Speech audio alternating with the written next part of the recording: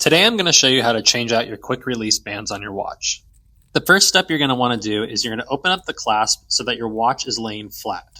Then you're going to flip it over so that the dial is facing down. This is going to allow you to see the pushers on the quick release bands. Once you've located them, you're going to take your thumb and push down. This is going to activate the spring bar and allow you to take out the band. Once you've done both sides, you should have the watch case by itself like this. Next, you're going to grab your new band and pull it out of the box. Now, your band is going to have the same quick release style pins on the back, so it's basically like repeating the steps over again. The shorter side of the band is going to go on the top of the watch.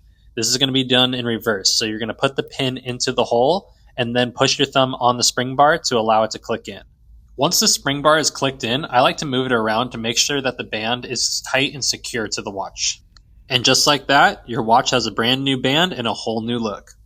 Now, if your watch does not have a quick release band, that's okay. I'm going to show you how to take out the existing band and add in a quick release. As you can see here, this band does not have the quick release pins. So what you're going to want to do is go back to your new quick release box, and inside there's not only the band, but there's also a tool to remove the existing watch bracelet. So you're going to want to locate this little black envelope here, which is going to have your pin tool. Slide the tool out and locate the side that has a little bit of a fork to the end. This is going to allow you to grip the spring bar of the existing bracelet and pull it out with ease.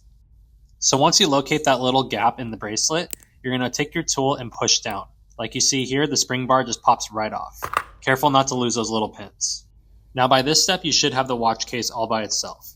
Then you're going to take your quick release band and put the spring bar into the bottom hole, and then use your thumb to push it and lock it into place. Remember, once you click them in, move them around a little bit to make sure that both pins have securely fastened to the watch case. And now you're good to go. With our Nixon quick release bands, it's never been easier to change up the vibe, feel, and look of your watch.